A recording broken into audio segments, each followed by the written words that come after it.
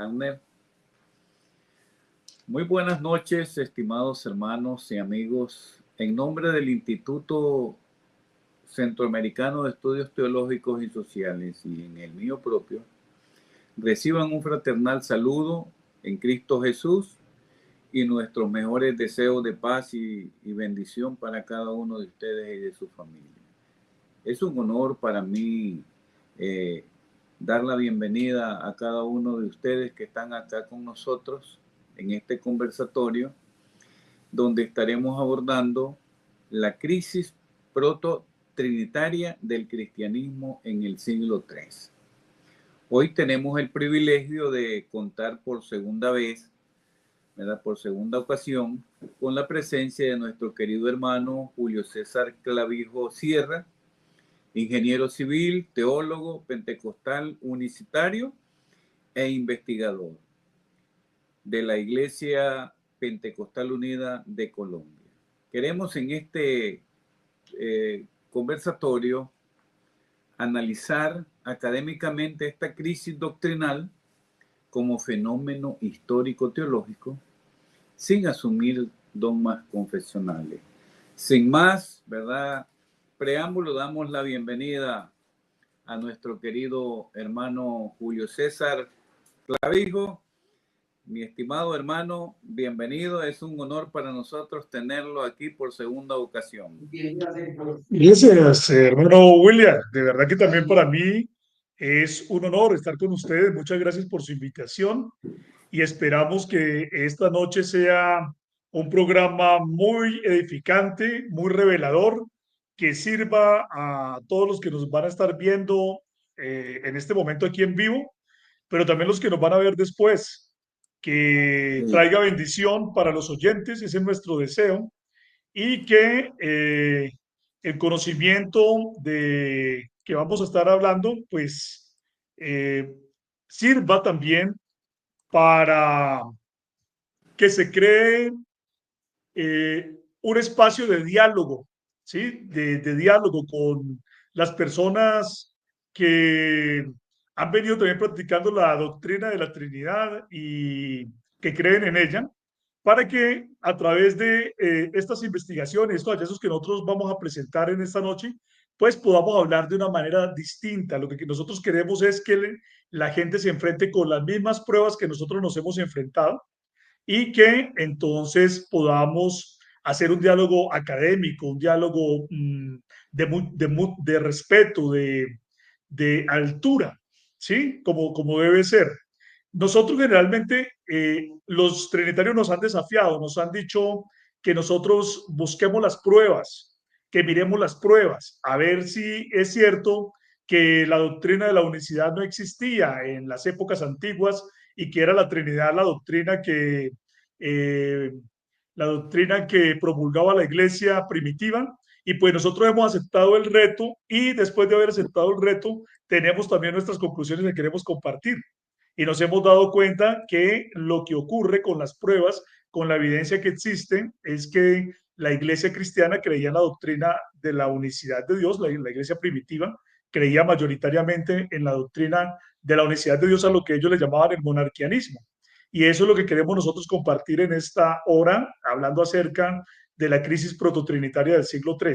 Estamos convencidos de que se dio una crisis en el siglo III porque una iglesia que creía en la unicidad de Dios se tuvo que enfrentar a unas nuevas ideas que estaban apareciendo, y esas ideas es lo que nosotros hemos llamado el prototrinitarismo. Entonces, va a ser un programa muy bueno, muy edificante. Esperamos que la gente esté atenta, que abran sus oídos, que mantengan una mente abierta, que escuchen la evidencia que nosotros vamos a estar presentando y que no solamente la escuchen, sino que también se tomen el tiempo para ir a corroborar toda la información que nosotros estamos dando, que eso es lo más importante.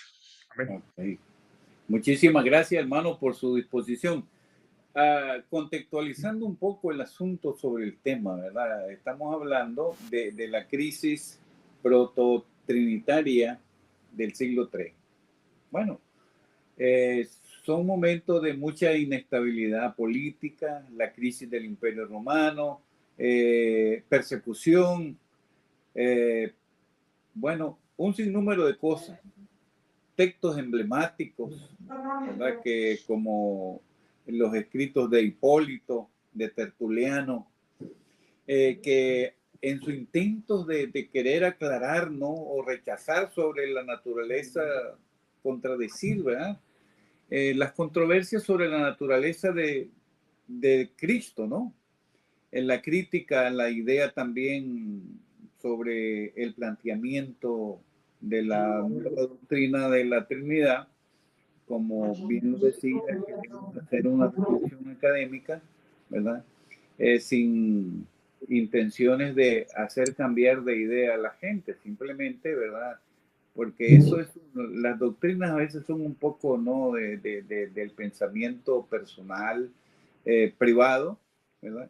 Sin embargo, nosotros estamos obligados a plantear, digamos, los desafíos sobre las evidencias en la cual se forman las doctrinas. Entonces, este espacio, ¿no? que hemos abierto nosotros acá, pues queremos que nos ayude a entender mejor esa controversia que muchas veces pues no se le pone mucha atención. Entonces, así de esta manera, lo primero que uno tiene que preguntarse, hermano Julio, es cómo se configura la crisis doctrinal en el siglo III desde un análisis histórico. Sí, muy bien, muy buena pregunta. Mire, cuando nosotros estamos hablando acerca de una crisis, ¿sí? Una crisis dentro de las diversas definiciones que hay, es que una crisis también son situaciones o circunstancias, ¿sí? Que vienen a traer desafíos profundos en una época, en un momento determinado. Entonces, lo que nosotros hemos llamado aquí la crisis prototrinitaria del siglo III, la hemos llamado de esa manera porque, ¿por qué la hemos llamado de esta manera? Porque queremos llamar la atención en que había una iglesia que era mayormente, o digámoslo, oficialmente monarquiana, unicitaria, ¿sí? La iglesia extendida por todo el mundo era mayormente una iglesia que creía en la unicidad. Estamos completamente convencidos de que eso es así y vamos a estar aportando pruebas ahora para que la gente las pueda tener. Pero por ahora, como estamos adentrándonos en este tema y queremos que la gente nos entienda qué es lo que queremos decir, lo que queremos decir es que hubo un desafío, una crisis doctrinal, un desafío a una iglesia que profesaba la unicidad de Dios, la monarquía, el monarquianismo, ¿sí? Por parte de una nueva doctrina que aparecía, que era el prototrinitarismo, una fe nueva, que vino a desafiar a la fe monarquiana que creía la mayoría de la iglesia que era la iglesia oficial, y no solamente estamos diciendo que en el centro del imperio en Roma, pero en Roma es donde hay más evidencias de que se creía en la unicidad, sino que se creía por todo el imperio, se creía la unicidad, a lo que se le empezó a llamar a partir de la crisis prototrinitaria el monarquianismo. Es muy importante tener eso presente porque la unicidad no se llamaba unicidad, antes ellos no le llamaban, digamos, monarquianismo, no le llamaban monarquianismo antes, pero a partir del siglo III comenzó a llamarse monarquianismo a partir de la crisis prototrinitaria. Entonces, este prototrinitarismo fue una fe nueva, nunca antes profesada, una fe nunca antes profesada, que confesaba que al principio el único Dios Padre estuvo solo. Miren muy bien, y por eso le estamos llamando prototrinitaria, porque no es la fe trinitaria o lo que se conoce como el trinitarismo de hoy en día. No, era prototrinitaria porque era una primera versión de la Trinidad, pero en esa primera versión de la Trinidad se decía que el Padre estuvo solo al principio y que luego de él emanaron un Dios Hijo y un Dios Espíritu, que siendo personas distintas formaban una unidad sustancial con ese Dios Padre. Entonces, para esos prototrinitarios o la primera versión de la Trinidad, nosotros hemos visto que negaba la coeternidad de las divinas personas. O sea, la Trinidad que hoy en día es estándar, lo que se llama la Trinidad estándar, dice que las tres personas son coeternas, coiguales y consustanciales. Pero la primera Trinidad, la prototrinidad, ¿sí? La prototrinidad negaba todas estas cosas, no creía en la coeternidad de las divinas personas porque para ellos el único que era eterno era el Padre, no creía en la coigualdad porque el Dios Hijo estaba sometido siempre al Dios Padre y el Dios Espíritu siempre estaba sometido a los dos primeros, y también tenía unos problemas con la consustancialidad, porque aunque decía que las tres divinas personas compartían la misma sustancia, también decía que los hombres e incluso los ángeles compartían también la sustancia divina. Entonces, esa idea prototrinitaria era muy distinta a lo que después se fue conocido como la Trinidad estándar o la Trinidad oficial o la Trinidad capadocia, ¿sí? Que sí hablaba de la coeternidad, la coigualdad y la consustancialidad. Es decir, y este es un punto muy importante que la gente tiene que tener presente, y es que cuando nosotros hablamos del prototrinitarismo nos damos cuenta que hay mucha confusión en el mundo religioso. La versión mayoritaria o dominante que se ha venido contando de la historia de la iglesia muchas veces nos cita a hombres como Tertuliano, Hipólito, Orígenes o incluso el mismo Novaciano como queriéndolo mostrar como si ellos fueran trinitarios que crean en la Trinidad Capadocia, o lo que con el tiempo han venido también a llamar los mismos trinitarios la Trinidad Ortodoxa. Pero ese término de Trinidad Ortodoxa también es un término que puede ser engañoso porque, pues, si nosotros decimos que la Trinidad es una doctrina que no corresponde a la Biblia, pues entonces ninguna de las versiones de la Trinidad puede ser una versión correcta. Claro. Pero el hecho es que en ese tiempo, antes del siglo IV, de finales del siglo IV, nadie creyó en una Trinidad Capadocia o Trinidad estándar o Trinidad oficial o como también le han dicho Trinidad ortodoxa, nadie creyó en eso. La Trinidad que creían era una Trinidad que hablaba primero que todo negando la coeternidad, negando la coigualdad y negando la consustancialidad y por lo tanto era una trinidad muy parecida al arrianismo, de tal manera que se le ha llamado incluso semiarrianos a estos trinitarios. Todos esos prototrinitarios pueden ser llamados sin ningún problema semiarrianos, porque es una doctrina muy parecida al arrianismo. En el arrianismo se creía que el hijo era una criatura, ¿sí? Y que el hijo siempre estaba subordinado al padre, y resulta que en esta prototrinidad también se habló, los mismos prototrinitarios hablaron del hijo como una criatura y hablaron del hijo siempre subordinado al padre. Entonces, la única diferencia era que hablaban de que tenía una sustancia común, mientras que en el arrianismo lo negaban. En el arrianismo la sustancia para el padre y para el hijo eran diferentes. Entonces, por eso es que nosotros decimos que la prototrinidad es una especie de semiarrianismo, para que se vaya entendiendo, ¿sí?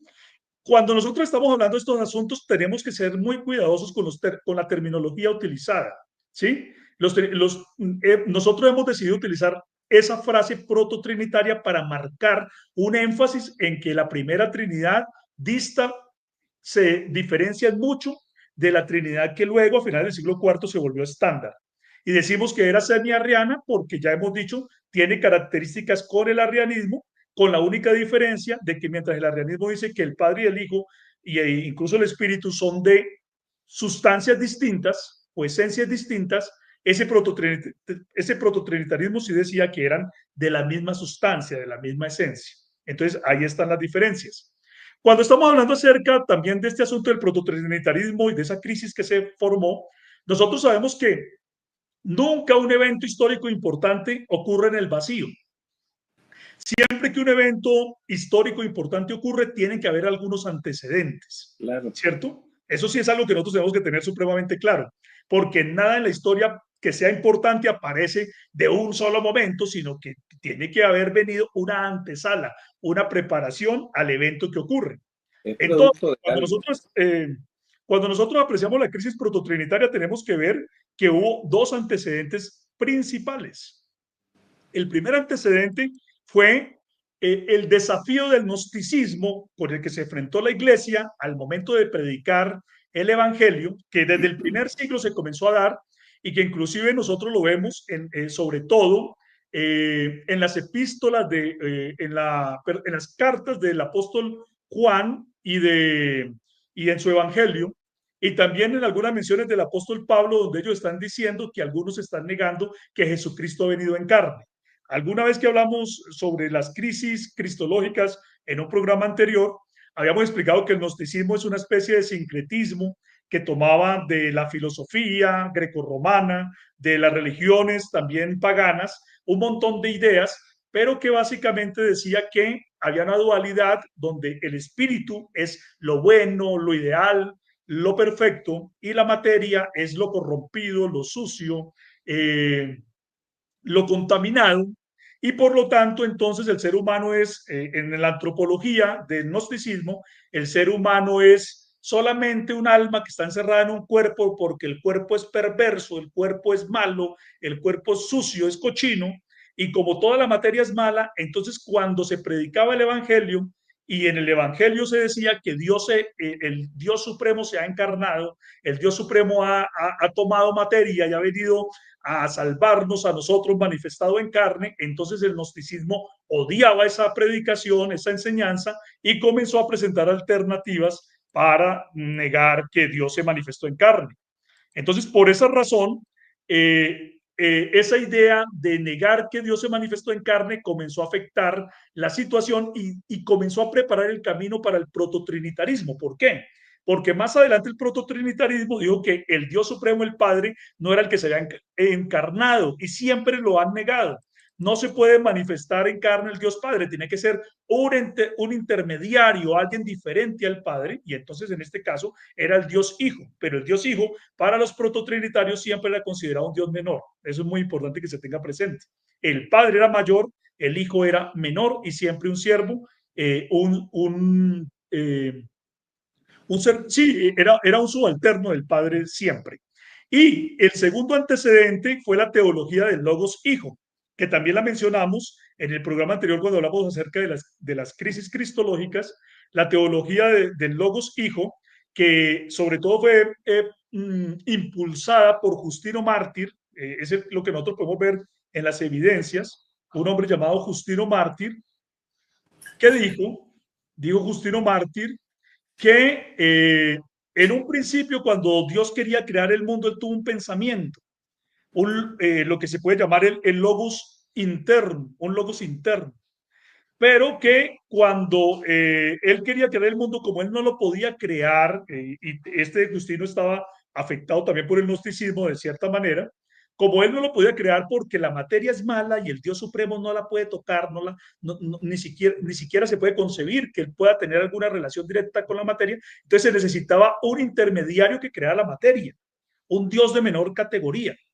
Y entonces él pensó en crear la materia, entonces aquí había un logos, un pensamiento en su interior, el logos interno, y entonces él luego lo expira, el logos sale, es expirado, ¿cierto? Y entonces aparece un ser junto a él que se llama el Hijo, ¿sí? Entonces él tomó ese texto de Juan 1:1, donde dice que en el principio era la palabra estaba con Dios y la palabra era Dios, y entonces dijo que ese era con Dios, significaba un individuo con Dios, pero no se dio cuenta que ese con Dios significaba era la mente, el pensamiento, las intenciones de Dios, el plan de Dios que él tenía y que era con Dios y que era Dios. ¿Sí? Entonces, tomó esa idea y comenzó a hablar de la doctrina del logos, que se ha conocido como la teología del logos o la teología del logos hijo.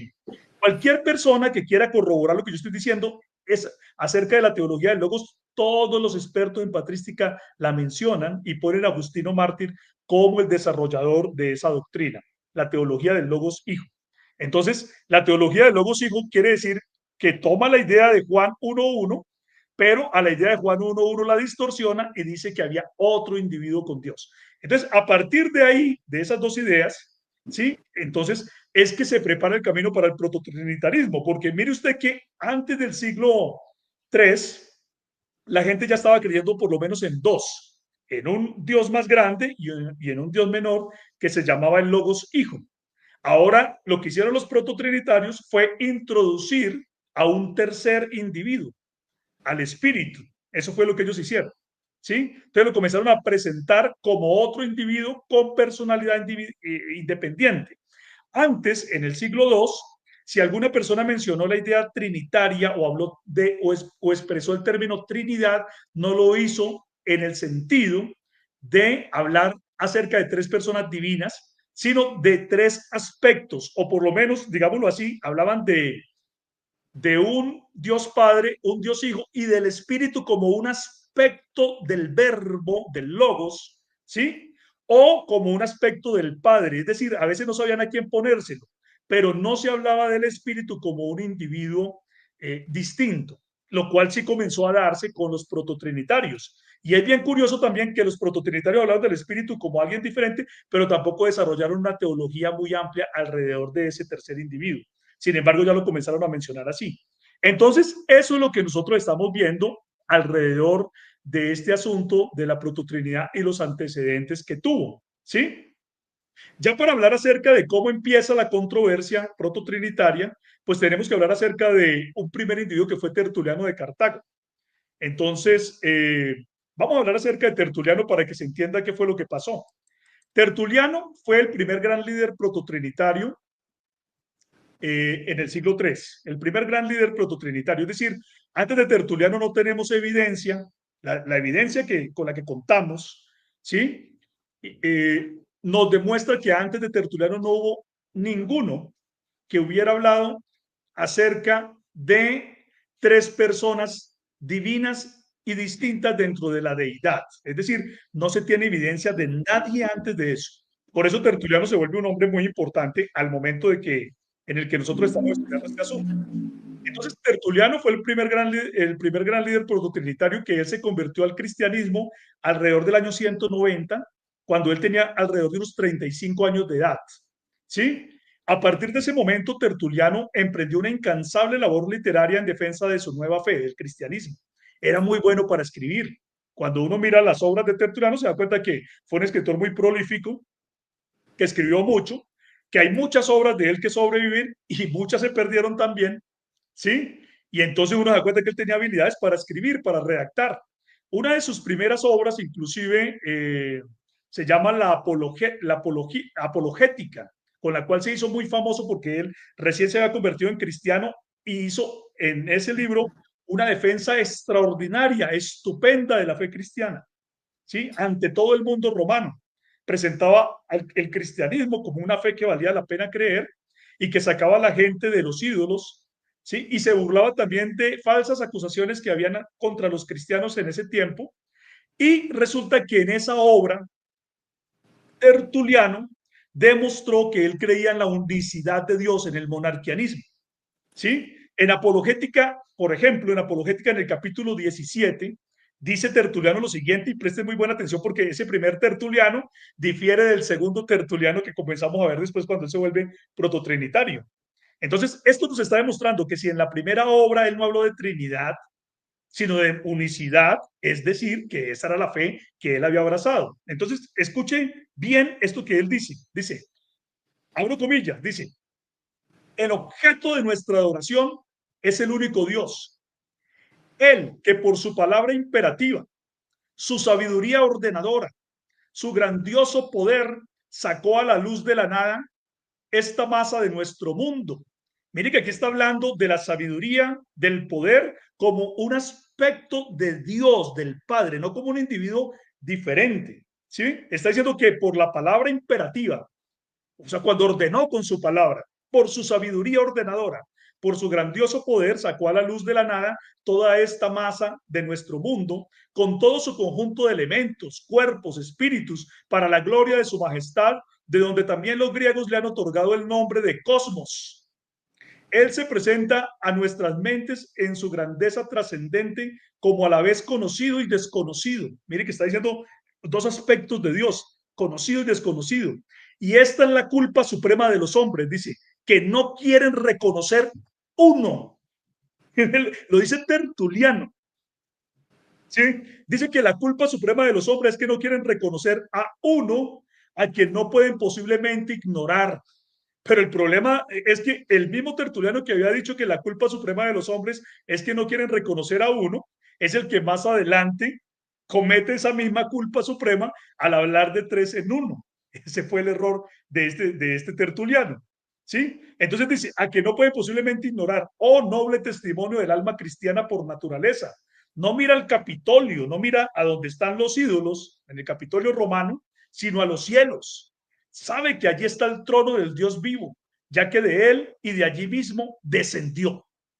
¿Quién? El Dios vivo. O sea, él creía que el Dios vivo podía descender, el único Dios que creó por su palabra imperativa, por su sabiduría ordenadora y por su grandioso poder el mundo. Entonces, este Tertuliano está dando declaraciones completamente monarquianas, porque un monarquiano no tenía ningún problema en decir que el único Dios se encarnó. Es más, esa era la base de su predicación. ¿Sí? Entonces, estamos viendo aquí a Tertuliano hablando eso. Pero resulta que Tertuliano, por allá por el año 200, fue nombrado pastor de una iglesia, presbítero. ¿Sí? Fue nombrado presbítero. Algunos discuten que pudo haber sido nombrado presbítero en Roma, otros que en Cartago, porque se ve que Tertuliano tenía mucha relación con la iglesia romana. Entonces ha habido debates si realmente él estuvo prestando el servicio del presbiterio o del sacerdocio en Roma o todo el tiempo estuvo en Cartago. Bueno, hay debates alrededor de ese tema, pero el hecho es que fue un presbítero, ¿sí? Alrededor del año 200. Pero por allá por el año 202, o sea, unos 2 años después de estar ejerciendo como presbítero, resulta que conoció las ideas montanistas, ¿sí? Tertuliano conoció las ideas montanistas y como Tertuliano parece que estaba afectado por la filosofía estoica, entonces él era muy rígido en la concepción moral era muy rigorista.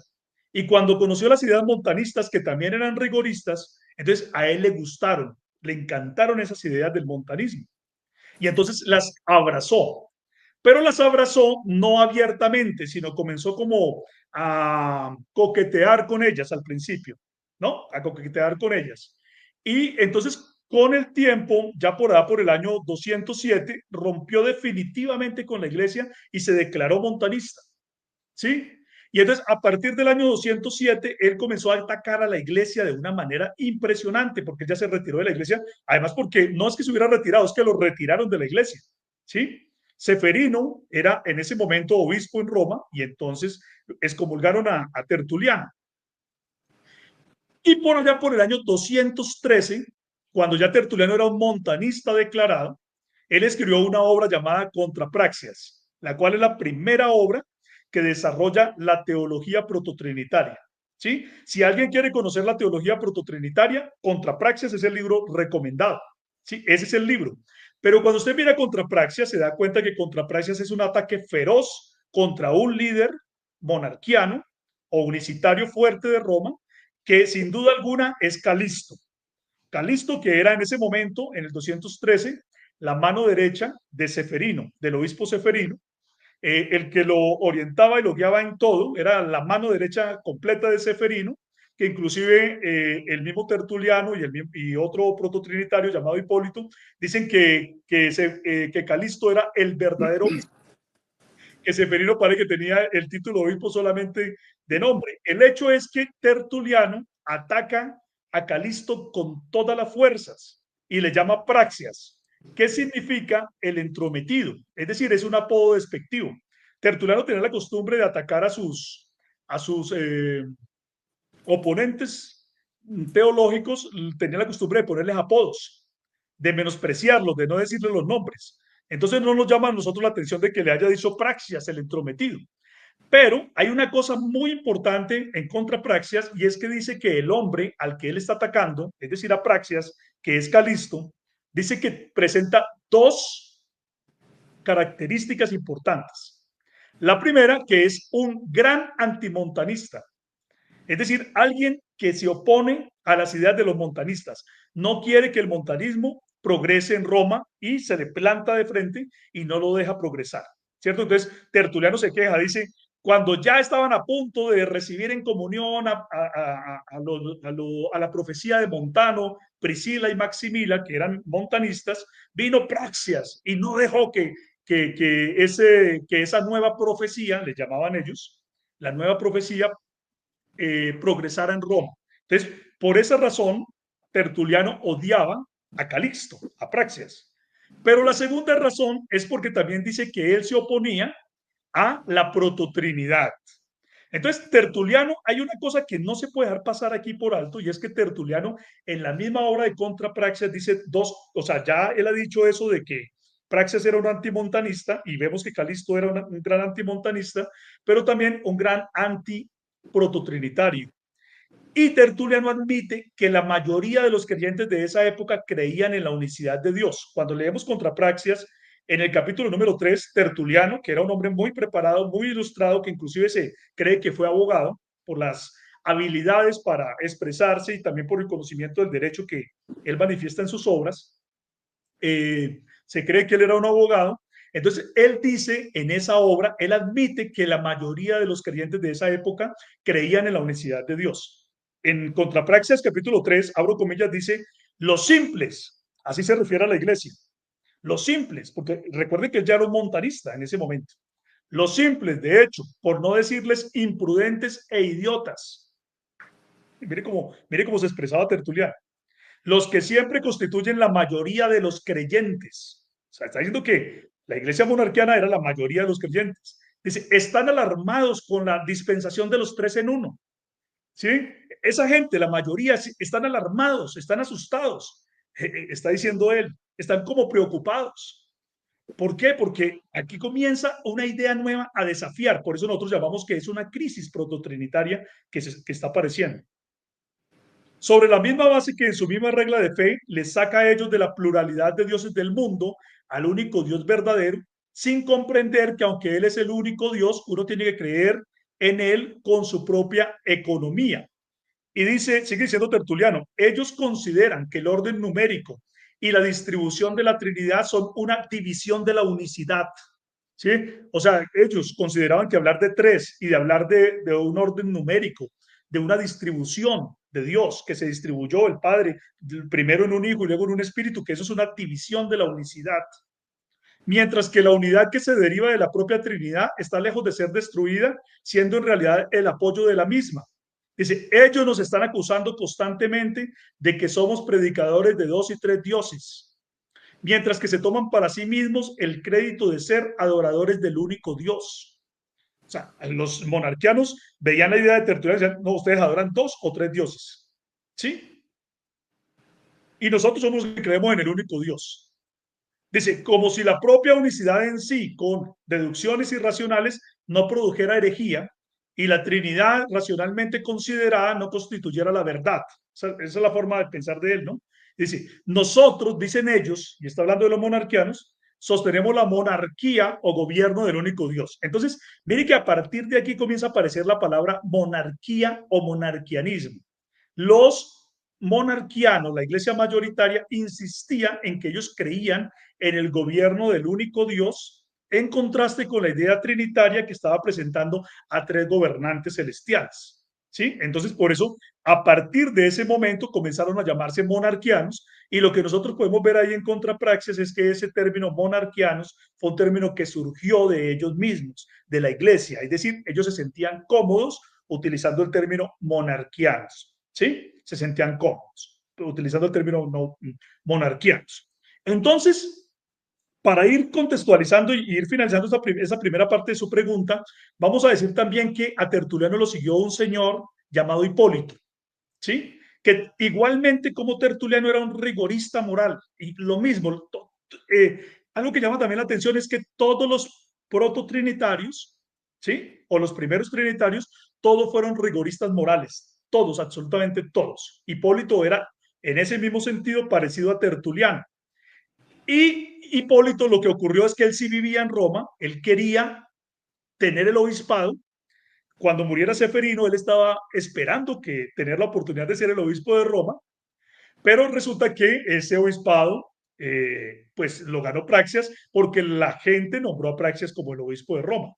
Entonces, Hipólito, furioso, hizo una obra llamada Refutación de todas las herejías, especialmente en el capítulo 9 y el capítulo 10, él ataca de una manera fuerte a la iglesia romana y especialmente a Calisto. O sea que, mire usted que Calisto era el hombre que los prototrinitarios tuvieron en la mira, siempre. Tertuliano lo llamó Praxias e Hipólito sí lo llamó con su nombre propio y dijo exactamente lo mismo que Tertuliano, que era un hombre que se oponía a las ideas montanistas, pero que también era un hombre que se oponía al prototrinitarismo y que a él, a Hipólito, le decía, usted es un adorador de dos dioses. Y se acuerda que Tertuliano dijo, ellos nos están acusando de que nosotros somos adoradores de dos o de tres dioses.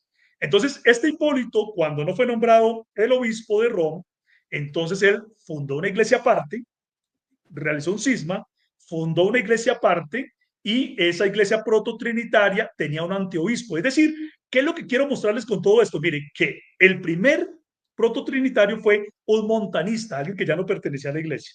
Y el segundo gran prototrinitario, amigo de Tertuliano, ¿cierto? Fue un antiobispo, al cual los católicos romanos le llaman un antipapa, que formó una iglesia rival. O sea, no se tiene conocimiento de alguna iglesia rival en Roma, sino hasta el momento de Hipólito, y resulta que la primera iglesia rival fue una iglesia prototrinitaria. Esto es muy importante tenerlo presente, ¿sí?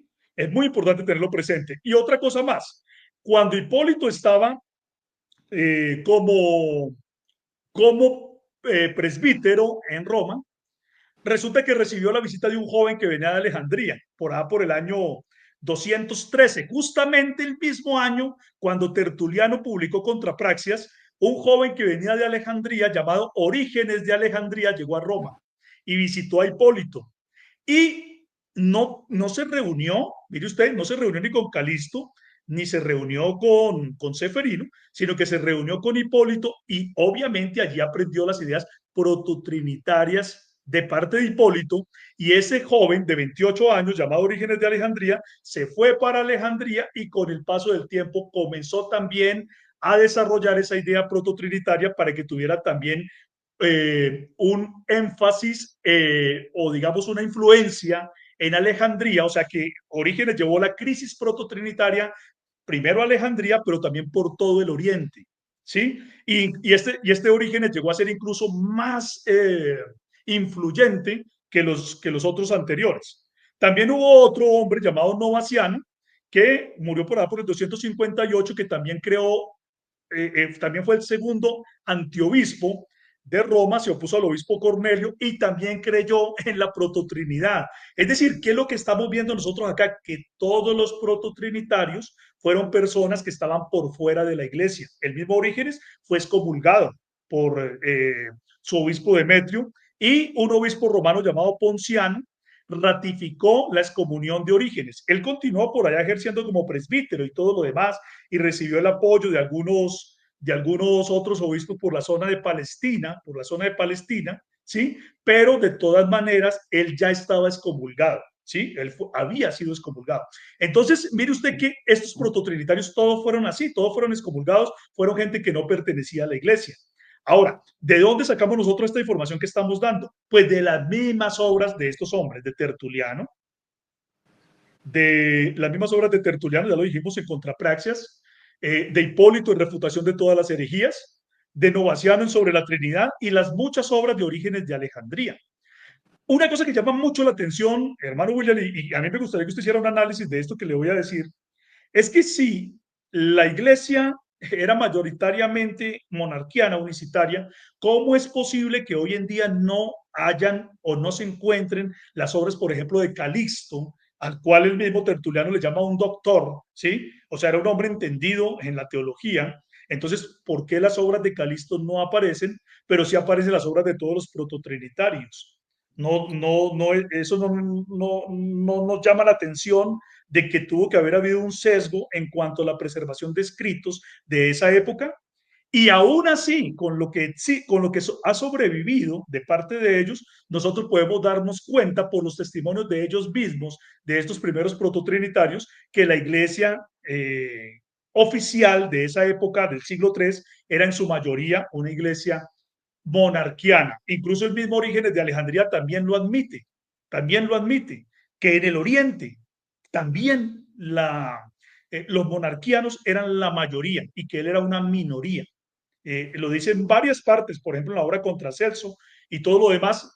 Como el tiempo no da y es tan difícil en una conferencia, solamente en un video, hablar acerca de todas las fuentes, yo los invito para que vayan a mi blog Fe Bíblica, donde aparecen publicaciones mías acerca de Calisto, acerca de Tertuliano, acerca de Novaciano. Cada uno tiene su propio artículo sobre Hipólito, sobre Orígenes de Alejandría, donde ustedes van a poder profundizar esto mucho más y con todas las fuentes, con toda la evidencia.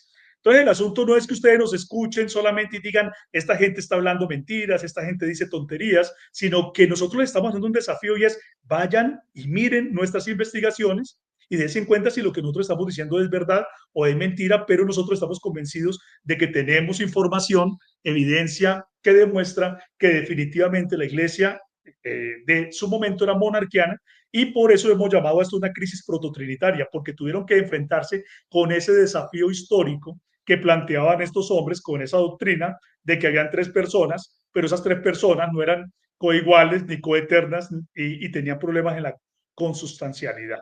Entonces, así nosotros presentamos este panorama amplio de lo que es la crisis prototrinitaria en el siglo III. Excelente. Me parece, ahora ubicándome en el público, ¿no? Que desconfía de todo esto. Usted como investigador, ¿qué evidencias concretas encontró o ha encontrado que indican que la formulación de la Trinidad en su pleno ya fue posterior? ¿Y cómo se explica, digamos, el prototrinitarismo como proceso histórico? Bueno, ya nos ha aclarado bastante eso, pero sería importante ver cuáles son las evidencias concretas Muy bien. para demostrar que la Trinidad fue posterior, no antes. Muy bien, mire, cuando nosotros vamos a mirar a ver dónde encontramos la primera evidencia histórica de alguien hablando de tres personas coeternas, coiguales y consustanciales, la encontramos en tres hombres que vivieron a finales del siglo IV. Y esos hombres han sido conocidos como los padres capadocios. ¿Sí? Los tres capadocios son Basilio el Grande, Gregorio de Niza y Gregorio de Nacianzo. Tres personas que vivían por Capadocia. Ellos no desarrollaron, digamos, un credo o una declaración formal donde uno la pueda leer y que diga las tres personas son coiguales, coeternas y consustanciales. No lo dijeron de esa manera, pero en sus escritos sí están regadas esas frases de manera suelta, ¿cierto? Cuando vamos a mirar cuál es el primer escrito que dice algo así, de que son coeternas, coiguales y consustanciales, el escrito más antiguo del que nosotros tenemos conocimiento que lo diga de esa manera es el credo de Atanasio, que fue desarrollado a finales del siglo V, pero que logró su forma definitiva por allá a finales del siglo VII. ¿Sí? Y es donde aparece por primera vez, digamos, en este escrito, la primera definición de la Trinidad en esos términos. Dice así, lo leemos, dice, todo el que quiera salvarse, ante todo es menester que mantenga la fe católica. El que no la guarde íntegra e inviolada, sin duda perecerá para siempre. Ahora bien, la fe católica es que veneremos a un solo Dios en la Trinidad y a la Trinidad en la unidad, sin confundir las personas ni separar las sustancias, porque una es la persona del Padre y el Hijo y otra también la del Espíritu Santo. Y aquí está el punto importante, dice, pero el Padre y el Hijo y el Espíritu Santo tienen una sola divinidad, gloria igual y coeterna majestad. ¿Sí? Ahí se están hablando de coeternidad, de coigualdad, ¿sí? Dice, y en esta Trinidad nada es antes ni después. Nada es antes ni después. Es decir, aquí no se puede decir que el Hijo es después del Padre. No, ni el Padre es antes del Hijo, porque nada es antes ni después. Nada es mayor o menor, sino que las tres personas entre sí son coeternas y coiguales, y el que quiera salvarse, así ha de creer en la Trinidad. Mire, mire, muy importante aquí esto, dice que el que quiera salvarse tiene que creer en la Trinidad de esa forma. ¿Sí? O sea, no simplemente creer en la Trinidad, sino creer en la Trinidad de esa forma, de que el Padre y el Hijo y el Espíritu Santo tienen una gloria igual, coeterna majestad, y que en esa Trinidad nada es antes ni después, y nada es mayor o algo menor, ¿cierto? Entonces, frases que de pronto aparecían sueltas dentro de los capadocios, aquí en el credo de Atanasio aparecen juntas, y por eso es que el credo de Atanasio es, digamos, la declaración escrita más antigua que lo hace de una manera explícita, ¿cierto? En cuanto a lo que es la Trinidad que se ha llamado ortodoxa o estándar o oficial. Pero resulta que cuando nosotros vamos a Tertuliano, a Hipólito, a Novaciano y a Orígenes, nos damos cuenta que ellos no creían en eso. O sea, mejor dicho, en otras palabras, estos prototrinitarios, de acuerdo con lo que dice el credo de Atanasio y que también repite el catecismo de la Iglesia Católica, ¿sí? Estos prototrinitarios estarían condenados por el credo de Atanasio y por el catecismo católico. O sea que aquí en la Trinidad me parece que se presenta un gran conflicto. Y es que los padres de la Trinidad son condenados por la propia Trinidad, que luego fue reconocida como la Trinidad oficial. Entonces vamos a presentar pruebas, porque usted me ha pedido pruebas. Dice, bueno, ¿dónde están las pruebas? ¿Qué le permite a usted concluir eso? ¿Sí? Vamos a leerlas directamente de los implicados, de Tertuliano, de Hipólito, de Novaciano y de Orígenes. Por ejemplo, cuando nosotros leemos en Contrapraxias 19, ¿sí? De Tertuliano, dice Tertuliano así. Escuchen. Sin embargo, el Padre no tuvo principio, pues no procedió de ninguno, ni él puede ser visto, ya que él no fue generado. El que siempre ha estado solo, nunca podría haber tenido orden o rango. ¿Quién había estado siempre solo? El Padre, según Tertuliano. ¿Sí? Siempre había estado solo y no tuvo principio. Pero también les dice, en Contrapraxias 8, dice, el Hijo es una emanación del Padre, pero no está separado de él. Habla de una emanación del Padre, utilizando un lenguaje gnóstico, porque los gnósticos hablaban de las emanaciones también, ¿cierto? De los eones que emanaron del protopadre, del primer principio, ¿cierto? Entonces, aquí vemos también que el prototrinitarismo está afectado por ideas gnósticas. Lo estamos viendo acá. Por eso dice, el Hijo es una emanación del Padre, pero no está separado de él. Ahora mire una cita que es genial, que está en Contrahermógenes, capítulo número 3. Es genial para demostrar lo que nosotros estamos diciendo. Contrahermógenes, capítulo número 3 de Tertuliano, dice así Tertuliano, dice. Porque Dios es de la misma manera un padre y Él es también un juez. ¿Cierto? O sea, Dios es un padre y es un juez. Y escucha esto, dice, pero Él no siempre ha sido padre. ¿Sí? Esto está diciendo Tertuliano. Dios no ha sido siempre padre y tampoco ha sido siempre juez, por el simple hecho de que Él siempre haya sido Dios. O sea, por el hecho de que Él haya sido Dios, Él no siempre ha sido padre y no siempre ha sido juez. Dice, pues no pudo haber sido el padre antes del Hijo. O sea que para Tertuliano el Hijo es una emanación y Dios no pudo haber sido padre hasta que no hubiera un Hijo. Porque como el Hijo tuvo un principio, entonces Dios no pudo ser padre siempre. El hecho de que Él haya sido Dios no quiere decir que Él siempre haya sido padre. Porque como no había hijo, no podía ser padre, es lo que está diciendo ahí. ¿Sí ven? Pues no pudo haber sido padre antes del Hijo, ni un juez antes del pecado. Hubo, sin embargo, un tiempo en que el pecado no existió con él, ni el Hijo.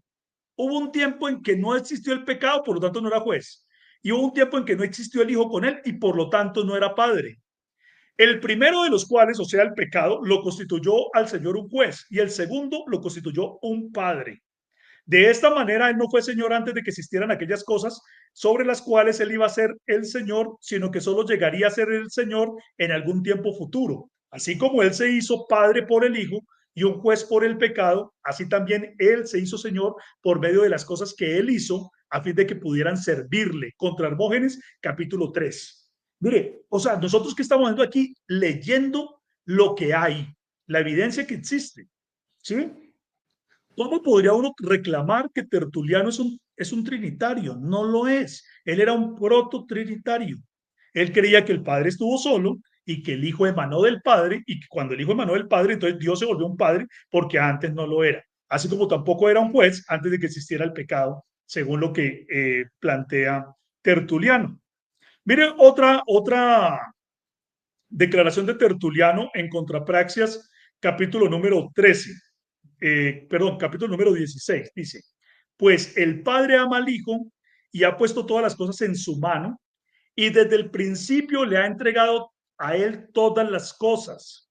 Por eso está escrito, en el principio la palabra era con Dios y la palabra era Dios. Cita pues a Juan 1:1 a la manera en que lo interpreta. Dice, a quien es dado por el Padre todo el poder en el cielo y en la tierra. ¿Sí? O sea, ¿qué es lo que estamos mostrando? Que el Hijo no tiene poder en sí mismo, que el Hijo recibió el poder del Padre, por lo tanto el Hijo no es todopoderoso. O sea, el Hijo es Dios, pero no es tan grande como el Padre, porque no tiene, el Padre sí es todopoderoso y el Hijo recibió poder del Padre. ¿Sí? Contra Praxis, capítulo número 13 dice, en especial nosotros que somos discípulos del Paráclito, no de maestros humanos, en efecto declaramos definitivamente que dos seres son Dios, el Padre y el Hijo. Y con la adición del Espíritu, incluso tres, de acuerdo con el principio de la economía divina que introduce la pluralidad. O sea que está hablando de dos seres e incluso tres seres son Dios. Ahí también hay problemas de consustancialidad porque está hablando de ellos como seres. ¿Sí? No, o sea, está diciendo, admitiendo claramente que para él son tres seres. La Trinidad que él cree son tres seres separados. Bueno, separados de una manera, pero unificados de otra manera. ¿Sí? Y miren, por ejemplo, también contra Praxis capítulo número 9 dice, el Padre no es el mismo que el Hijo, ya que difieren el uno del otro en su modo de existencia, porque el Padre es toda la sustancia, mientras que el Hijo es una derivación y una parte de la totalidad, como él mismo reconoce, el Padre es mayor que yo. O sea, miren, también aquí también hay influencia gnóstica. El Padre es toda la sustancia, pero el Hijo es una parte, una derivación de la sustancia. ¿Sí? O sea, no es toda la sustancia divina, sino una parte de ella. Entonces, mire que aquí nosotros lo único que estamos haciendo, hermano William, es leer lo que Tertuliano dijo. ¿Sí? Y nos estamos dando cuenta que Tertuliano no habló de coeternidad, no habló de coigualdad, ¿cierto? No habló de coigualdad y tenía problemas con la consustancialidad.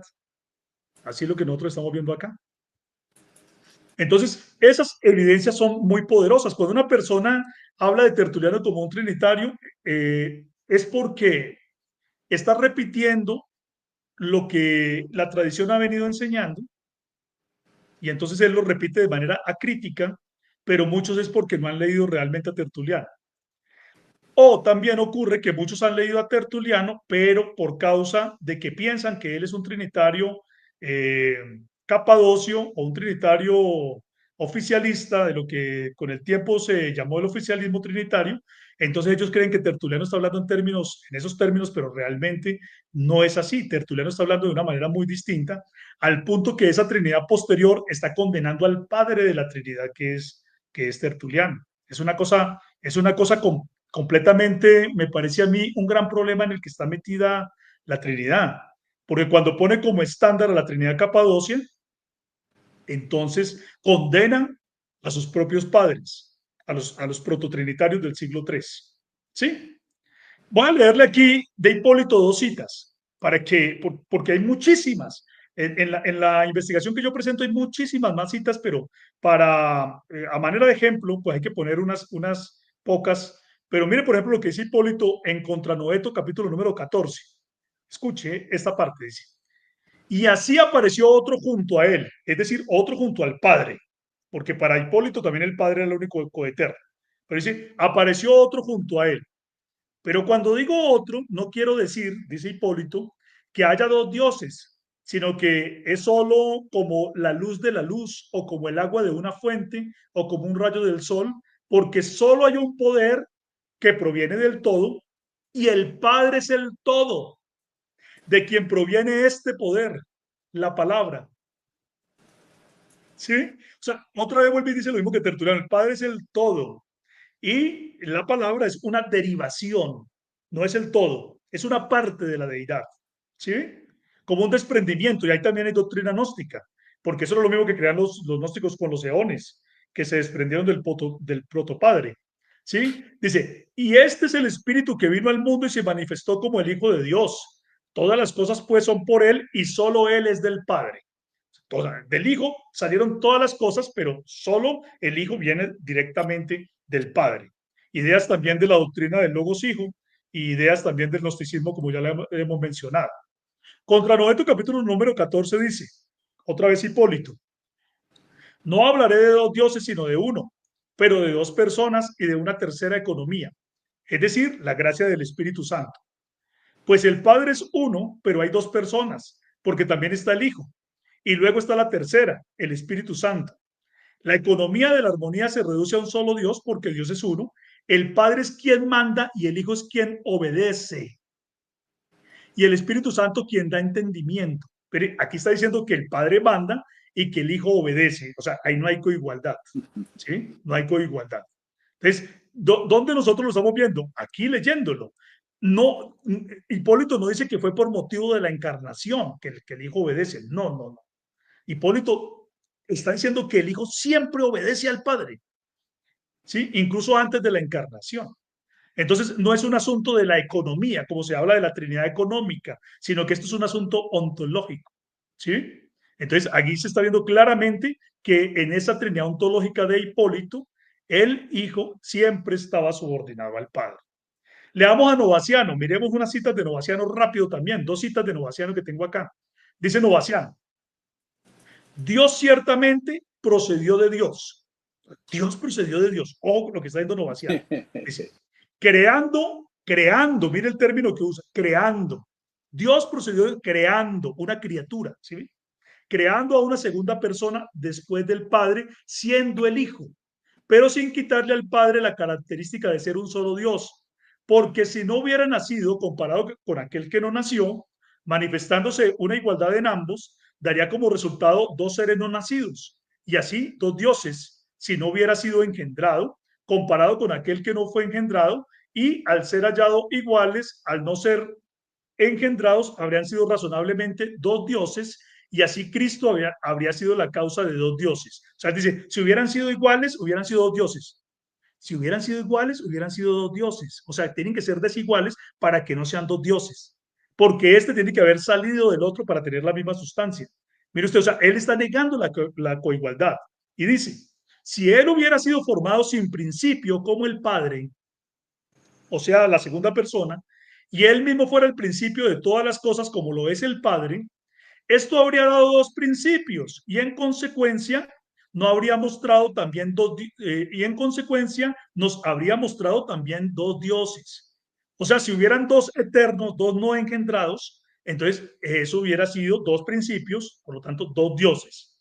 Pero ahora bien, sea lo que sea él, no es de sí mismo, no se pertenece a sí mismo, porque no es no nacido, sino que él es del Padre, porque es engendrado, ya sea como la palabra, ya sea como el poder, o como la sabiduría, o como la luz, o como el Hijo, y cualquiera de estas cosas que sean, puesto que no proviene de ninguna otra fuente, como ya hemos dicho antes, que del Padre, debiendo su origen a su Padre, no podría discrepar en la divinidad por el número de dos dioses, ya que obtuvo su principio al nacer de aquel que es un solo Dios, sobre la Trinidad 31 en Novaciano. ¿Sí? Y ahora mire esta última cita de Novaciano sobre la Trinidad 31 también, dice, si él hubiera sido invisible, o sea, el Hijo, en comparación con lo invisible, y se hubiera declarado igual, habría presentado dos invisibles. Y así también habría demostrado que eran dos dioses. O sea, el Hijo tiene que ser visible y el Padre tiene que ser invisible, porque si los dos fueran invisibles, habría dos dioses. Eso no es la Trinidad estándar, esa no es la Trinidad Capadocia, eso es otra Trinidad. Esta es una proto-Trinidad muy distinta. ¿Sí? Y dice, además el Hijo no hace nada por voluntad propia, ni por determinación propia, ni procede de sí mismo, sino que obedece todos los mandatos y preceptos de su Padre. De modo que, aunque el nacimiento prueba que es hijo, la obediencia, incluso hasta la muerte, lo declara ministro de la voluntad de su Padre, de quien es. Así, haciéndose obediente a su Padre en todo, aunque también es Dios, muestra al único Dios el Padre por su obediencia, de que también obtuvo su principio. ¿Sí? Luego está diciendo que el Hijo procede del Padre, que el Hijo obedece al Padre, que el Hijo no es, el Hijo es visible, el Padre es invisible, porque si los dos fueran invisibles habría dos dioses, y todo ese tipo de cosas que si un trinitario que cree la Trinidad estándar, la Trinidad oficial, la Trinidad Capadocia, hoy en día escuchar a Novaciano, diría que Novaciano es un hereje, porque él no está creyendo en la Trinidad estándar. Ahora, por último, vamos a citar a Orígenes también. Vamos a dar tres citas de Orígenes. Rápido, porque es que ¿qué más podemos hacer si el tiempo no da? Mire cómo va corrido el tiempo Pero muy y eso interesante, hay sí. mucha más, y hay mucha más información, pero vamos a darla aquí unas citas para ejemplo. Mire lo que dijo Orígenes de Alejandría. Dijo, consideramos por lo tanto que hay tres hipóstasis, el Padre, el Hijo y el Espíritu, y al mismo tiempo creemos que nada es increado excepto el Padre. O sea, para Orígenes hay tres hipóstasis, pero el único increado de las tres es el Padre. O sea, las otras sí son criaturas, el Hijo y el Espíritu.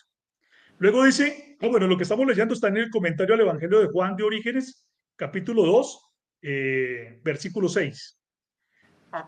Ahora vamos a leer comentario al Evangelio de Juan de Orígenes, capítulo 2, 23. Dice, de hecho, si consideramos la multitud de especulaciones y conocimientos sobre Dios que superan el poder de la naturaleza humana, quizás incluso el de todos los seres originados, excepto Cristo y el Espíritu Santo, podemos comprender cómo Dios está rodeado de oscuridad. Mire, dice, todos los seres originados, excepto Cristo y el Espíritu Santo. O sea, están metiendo a Cristo y al Espíritu Santo dentro de todos los seres creados, ¿sí? Dentro de todos los seres creados, los está metiendo. Pero dice que a ellos no los afectan la multitud de especulaciones que la gente habla acerca de Dios, pero los pone como unos seres creados. Y mire lo que dijo también Contracelso 8:15, en la obra Contracelso de Orígenes de Alejandría. Dice, pues nosotros que decimos que el mundo visible está bajo el gobierno de aquel que creó todas las cosas, declaramos con ello que el Hijo no es más poderoso que el Padre, sino inferior a él.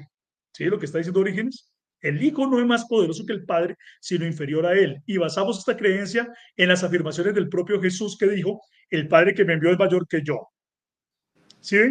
Ahora, creo que debemos citar esta última. Comentario del Evangelio de Juan 2:6 de Orígenes de Alejandría. Dice, debemos señalar aquí también que el Espíritu no es originalmente superior al Salvador. O sea, el Espíritu no es originalmente superior al Hijo, está por debajo. ¿Sí? No es originalmente superior al Salvador. Nuestro análisis en este punto se ha extendido un poco, pues queríamos aclarar que si todas las cosas fueron hechas por Él, entonces el Espíritu también fue hecho por el Espíritu también fue hecho por medio de la palabra y se considera una de las cosas inferiores a su creador. El Espíritu fue hecho por medio de la palabra, pero para Orígenes la palabra era la segunda persona, el Hijo. ¿Sí? O sea que ahí está hablando de que una criatura, el Hijo, hizo otra criatura, el Espíritu. Entonces, eso no es Trinidad estándar, eso no es Trinidad Capadocia, eso no es lo que se haya llamado Trinidad ortodoxa o Trinidad correcta, aunque para nosotros no hay ninguna Trinidad ortodoxa ni correcta, nosotros preferimos llamarle Trinidad Capadocia o Trinidad oficial, digámoslo así. Sí. La Trinidad de las tres personas coeternas, coiguales y consustanciales. Entonces, mire que usted pregunta, ¿qué evidencias ha encontrado? Las pruebas mismas de esos autores, que cuando usted los lee se da cuenta que ellos no creían en una Trinidad estándar. Entonces es un error terrible cuando alguna persona el día de hoy nos cita a Tertuliano, a Hipólito, a Novaciano y a Orígenes como creyentes en la Trinidad en el siglo III, porque realmente ellos no creían en la Trinidad, ellos lo que eran es que ellos eran proto-trinitarios. Si algún término correcto se tiene que usar para estos personajes, es que ellos eran proto-trinitarios, no trinitarios. ¿Sí? Incluso algunos han preferido decirles semitrinitarios. ¿Sí? También es un término que podría casar, pero definitivamente no eran trinitarios, no hubo trinitarios en el siglo III. Por eso se puede hablar de la crisis proto-trinitaria en el siglo III, no de la crisis trinitaria, porque trinitarios en el siglo III no había. Los trinitarios, como trinitarios, capadocios o estándar, comenzaron a aparecer por allá a finales del siglo IV, antes no. ¿Sí? Eso es muy importante tenerlo presente. Bueno, estamos muy claros en eso. Entonces, ¿cuál sería, hermano Julio, cuál sería entonces la interpretación no trinitaria? Porque vemos que la mayoría de los textos, las evidencias que usted nos ha citado, han sido leídas desde el enfoque trinitario. ¿Cuál sería entonces ahora? ¿Qué lectura haríamos desde el enfoque no trinitario? Por ejemplo, ¿de qué lecturas? de las lecturas de los escritos que usted ha citado como evidencia, pero de estas evidencias han sido leídas con enfoque trinitario.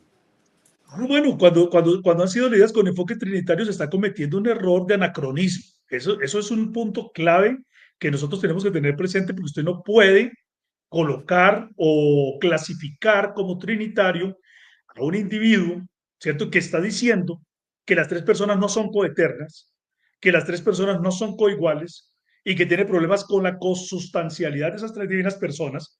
Cualquier persona que nos esté diciendo que estos hombres eran trinitarios y que haga una lectura relacionada o que intente decir que se puede hacer una lectura trinitaria en estos textos, realmente es una persona que está desenfocada. Es decir, no está siendo honesto con la evidencia. ¿Sí? ¿Qué tenemos que hacer nosotros? Mire, yo sé que la investigación por esto es muy difícil, investigar es muy difícil porque cada uno de nosotros siempre va con sesgos mentales, siempre va con sus presupuestos, ¿cierto? Cada uno de nosotros está afectado por unas tradiciones y por eso, aunque se habla de la objetividad, muchas veces es más lo que se habla bonito de la objetividad que lo que realmente se aplica. Pero si nosotros fuéramos objetivos, ¿sí? Si realmente fuéramos objetivos, es decir, si nosotros no impidiéramos movernos por nuestros propios sesgos, es que uno no puede concluir de ninguna manera que estos hombres son trinitarios. ¿Qué ha pasado con la academia? Lamentablemente, mire, la academia, nosotros a veces creemos que los académicos no tienen sus presupuestos y todos los académicos también tienen sus presupuestos y pueden ser afectados por sus ideas.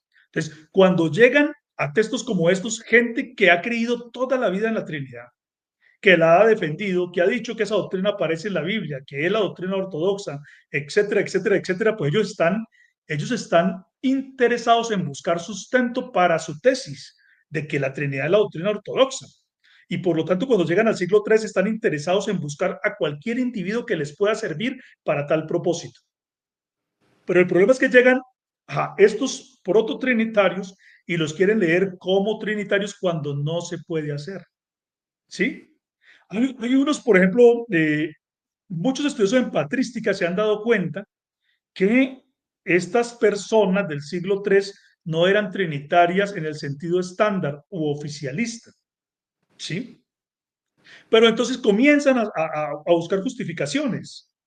Hermano William, entonces dicen, no, lo que pasa es que como apenas aparecían las controversias trinitarias, apenas empezaban los desafíos contra la Trinidad, entonces por esta razón no se había desarrollado todavía un lenguaje completo, no se había desarrollado una terminología, no se había desarrollado todo un conocimiento, y entonces por esta razón nosotros tenemos que pasarles por alto a los prototrinitarios todas las equivocaciones que ellos pudieran haber cometido con respecto a sus declaraciones en relación con la Trinidad, pues porque esa doctrina hasta ahora comenzaba a ser desafiada.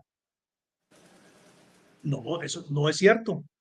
Si la Trinidad hubiera sido verdad, tenía que haber sido comenzada a ser desafiada desde el principio, cuando aparecieron los ebionitas, cuando aparecieron los gnósticos, cuando aparecieron los de la teología del logos, cuando aparecieron los dinámicos.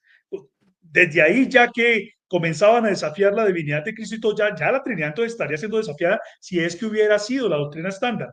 Pero ¿cómo le parece? Dicen que la Trinidad comenzó a ser desafiada con el monarquianismo en el siglo III. Eso es lo que ellos dicen. Que con el monarquianismo en el siglo III es que comenzó a ser desafiada. No, no fue así. Es al contrario. El monarquianismo comenzó a ser desafiado desde el principio. Mire que nosotros estamos haciendo una lectura más objetiva de todo esto. ¿Sí? ¿Por qué razón? Porque si el monarquianismo es la verdad, tenía que haber sido desafiado desde el principio. Y nosotros decimos que sí, que fue desafiado desde el principio, que fue desafiado por los ebionitas, que fue desafiado por los gnósticos, que fue desafiado por los de la teología del logos, que fue desafiado por, eh, por los dinámicos, ¿cierto? Que fue desafiado luego por los prototrinitarios. Entonces, ya hemos demostrado que la crisis prototrinitaria no vino del vacío, que hay unos antecedentes históricos que llevaron a que esa crisis se generara. Entonces, siempre hubo una iglesia monarquiana resistiendo a todas esas herejías que se venían presentando y por lo tanto, cuando apareció el prototrinitarismo, también se le plantaron fuerte. ¿Sí? Entonces, es muy importante que no se tenga, que no se que no se ignore esto, que no se ignore este punto muy importante, porque fíjese que también otra lectura que hacen los académicos trinitarios cuando van a las fuentes es que dicen cosas que a uno le llaman la atención, ¿sí? No, que Hipólito fue, por ejemplo, Justo González, recuerdo ahorita, y también Johannes Quasten dicen lo mismo, que Hipólito fue excomulgado por Calisto. ¿Sí? Hipólito fue excomulgado por Calisto, que porque, que porque el problema era de asuntos morales, que mientras Hipólito creía que las personas que luego del bautismo habían cometido relaciones sexuales ilícitas no debían ser admitidos en la comunión, Calisto sí lo creía y que esa fue la excomunión. Pero nosotros leemos en los escritos de Hipólito que Hipólito reniega y dice, si Calisto me está acusando que yo creo en dos dioses, ¿sí? Entonces no fue la excomulgación, no fue solamente por los asuntos de la moralidad, sino que era también por los asuntos de la creencia en la deidad. El mismo Tertulián, que fue también excomulgado por Seferino, dice, ellos nos están acusando de que creemos en dos o tres dioses. ¿Cómo nos van a decir que fue solamente excomulgado por el montanismo? No, también fue por ser prototrinitario.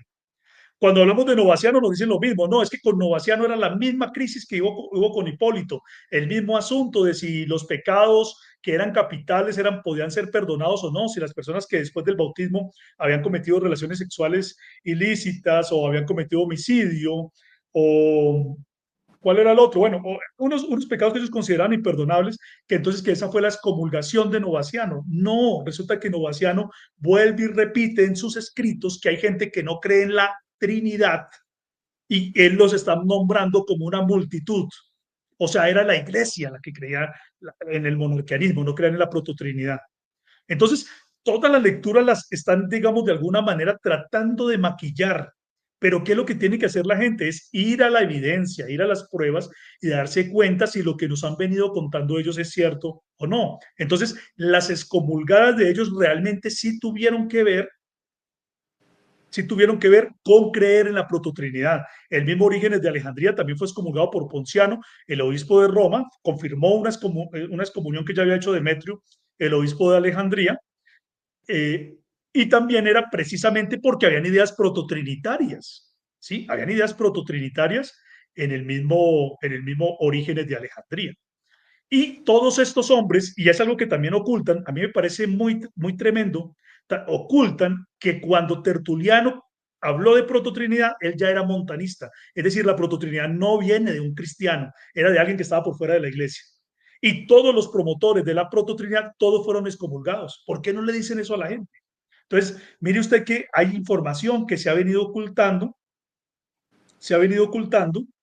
porque en su afán de mostrar a aquellas personas como los que defendían una doctrina correcta en contra de unos monarquianos, que eran la mayoría, ¿cierto? Entonces los intentan presentar a ellos como los grandes, ocultando cosas terribles que ellos mismos cuentan en sus obras. Es que eso es lo más impresionante. Los que hablan de las excomuniones y todo eso son ellos mismos que las van contando en sus propias obras, e inclusive también Eusebio de Cesarea, en la historia eclesiástica, que Eusebio era un semiarriano, también él cuenta todas esas cosas y las menciona. O sea, Eusebio no era un monarquiano, era un semiarriano, y es capaz de decir que fueron excomulgados y todo lo demás. Pero si usted va a hacer la lectura hoy en día, la gente tiene una visión completamente distinta. Dicen que en el siglo III hubo una crisis y que la crisis era monarquiana. No, fue al contrario, la crisis no fue monarquiana, la crisis fue prototrinitaria.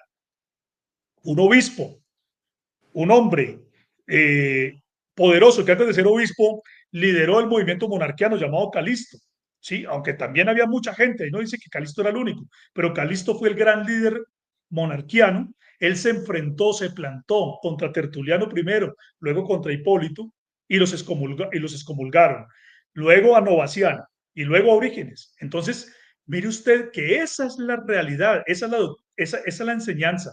Ahora, ¿cómo hicimos nosotros para encontrar esto? Pues yendo a la evidencia, yendo a las pruebas. Nos dijeron alguna vez, la Trinidad condenó al monarquianismo. Y nosotros, vamos a ver si es verdad o es mentira. Vamos a meternos en la evidencia. Y nos metimos, ¿sí? No solamente escuchando lo que nos dijeron otros, sino fuimos a las fuentes primarias, a la evidencia primaria, para que no nos la leyera Justo González, para que no nos la leyera Johannes Quasten, para que no nos las leyera Luz o Simonetti o cualquier otro experto en patrología. No, sino nosotros mismos ir a buscar a ver por nuestros propios medios que hay y hemos encontrado que las cosas son completamente distintas a como ellos las han dicho.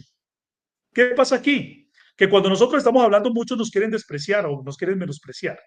¿Sí? Nos dicen, bueno, ¿y ustedes de dónde salieron? ¿Y de dónde estudiaron? ¿Ustedes dónde se formaron? Y no importa que les mostremos los títulos de teología que tenemos, ¿sí? La formación en teología, que esto también nos ha costado sacrificio y mucho estudio y mucha investigación, ¿cierto? Entonces, no me importa, usted apareció ayer, usted es un señor que habla de teología, pero es que esto no lo ha dicho ningún experto en patología, nunca lo ha dicho antes, lo que usted está diciendo no es verdad. ¿Por qué no es verdad? ¿Sí? O sea, nosotros estamos diciendo lo que invitamos a la gente es vayan a las pruebas, vayan a la evidencia, revisen ustedes a ver si lo que estamos diciendo es cierto o no. Yo he presentado varias publicaciones, varios ensayos, ¿sí? Que cualquiera los puede revisar llenos de bibliografía, sobre todo de fuentes primarias, porque en eso es que he querido enfocarme ante todo, que no nos interpreten las fuentes primarias otros, sino que nosotros mismos las podamos leer, porque estamos convencidos de que la historia ha sido mal contada, precisamente por lo que usted dice, por qué ellos lo han manejado, por qué lo han presentado así. Y es por ese sesgo que tienen, porque los académicos también tienen sesgos, porque también hay intereses alrededor de todos estos temas. Mire, nosotros quisiéramos promover estos artículos a nivel académico y ojalá que nos invitaran por universidades y todos los lugares para poder hablar acerca de estos temas, pero ¿será que nos dan la oportunidad? No es tan fácil. ¿Sí? ¿Será que una universidad, una academia católica, una academia trinitaria estaría dispuesta a dejarnos a nosotros dar una conferencia, presentar estas evidencias, estas pruebas delante de una multitud de estudiantes, lo cual debería ser, porque es lo correcto cuando hablamos de la academia? Pero lastimosamente muchas veces no es tan sencillo, no es tan fácil. ¿Sí? Nuestras publicaciones también tienen, digamos, muchas dificultades a veces para salir, porque tampoco tenemos todo el aparato de prensa y de difusión y de marketing y todo lo demás. Entonces nos toca al mismo investigador prácticamente hacer la investigación con sus propios recursos y luego hacer las publicaciones también con sus propios recursos. O sea, nos toca mucho más difícil, un esfuerzo mayor, ¿sí? Pero no estamos dispuestos a renunciar.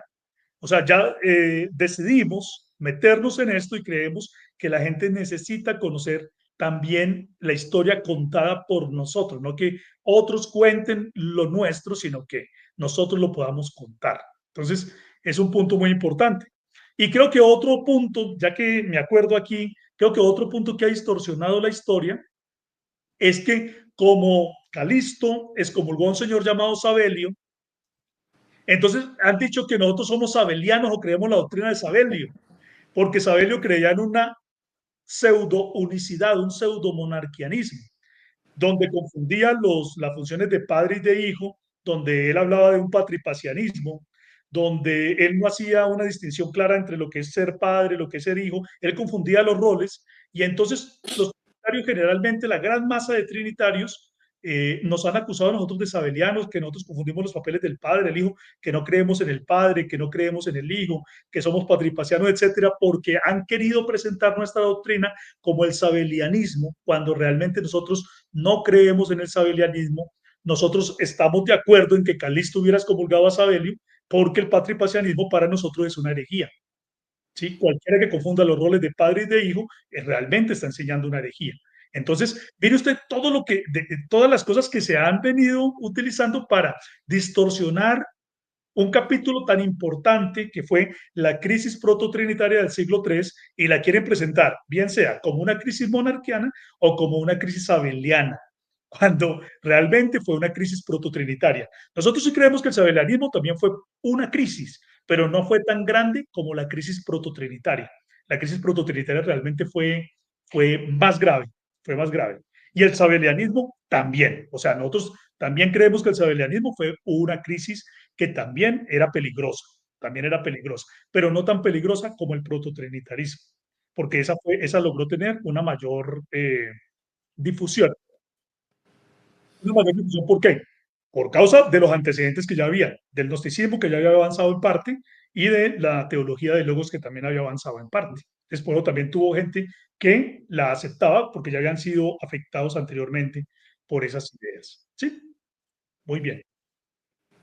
Pero todo esto, estos conflictos, estas controversias que se generaron en los 3 primeros siglos, fue la gran lucha de la diversidad de grupos cristianos o seguidores de Jesús, ¿no?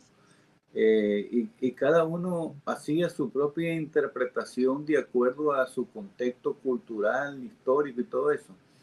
Entonces, bueno, yo pienso, digamos, la heterodoxia, ¿no? Que privó mucho en estos grupos y que cada quien, es decir, inclusive para mí, digamos, la misma Trinidad fue un proceso, una doctrina que fue en proceso hasta llegar a lo que hoy se conoce pues como la Trinidad Capadocia, que son donde llega a concretarse, digamos, para definirse como una doctrina ya oficial ortodoxa de la iglesia en ese momento.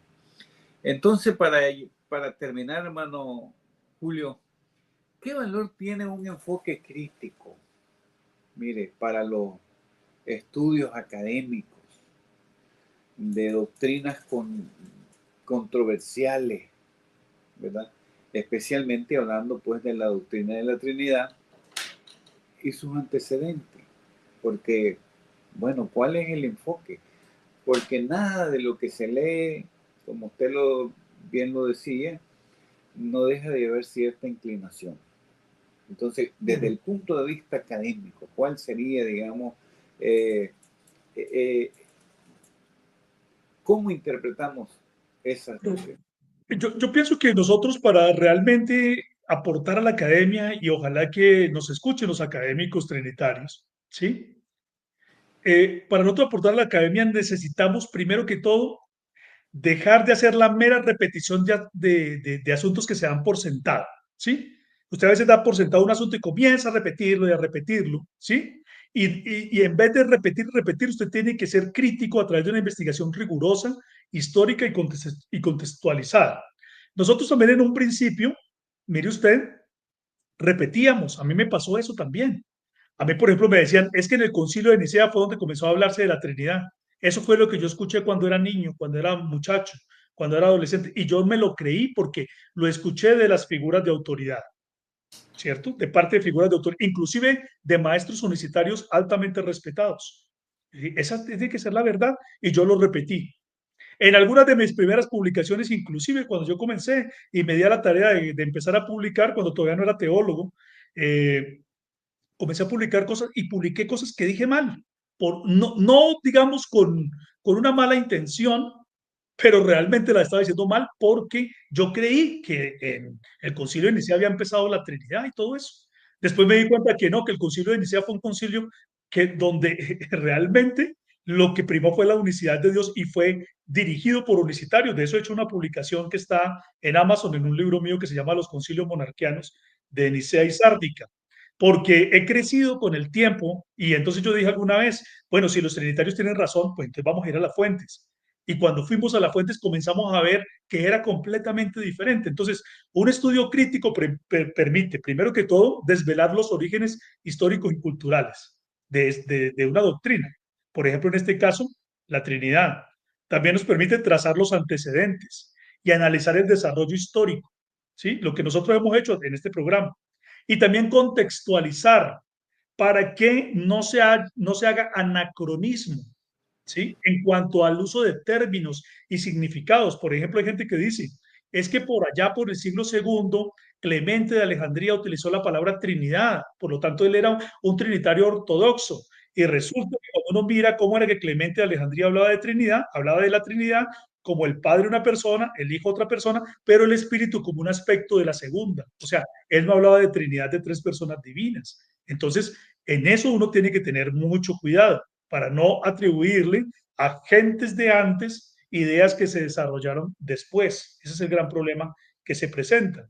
Ahora, también, por ejemplo, desde el punto de vista, ya cuando uno va a la Biblia, también entonces hay que aplicar lo que se llama el rigor exegético y la crítica textual. Identificar, por ejemplo, si en la Biblia hay posibles interpolaciones, como por ejemplo el caso de la coma juanina de 1 Juan 5 del 7 al 1. ¿Sí?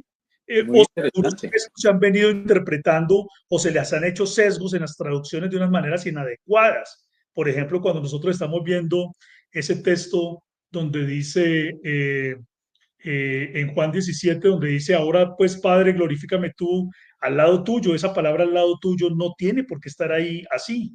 Se está hablando es, glorifícame tú en tu mente o en tu opinión, con aquella gloria que tuve contigo antes que el mundo fuese. O sea, se está hablando de la mente del Padre, el Hijo está hablando del pensamiento que el Padre tenía con respecto a él, pero algunas veces se han hecho traducciones acomodadas para favorecer un punto de vista teológico. Entonces, eso también es importante. Y yo creo que otra cosa que ayuda también al estudio académico es fomentar el diálogo y la perspectiva a través de una comprensión con los demás. ¿Sí? Al usted comprender la controversia, también fomenta el diálogo con otras personas.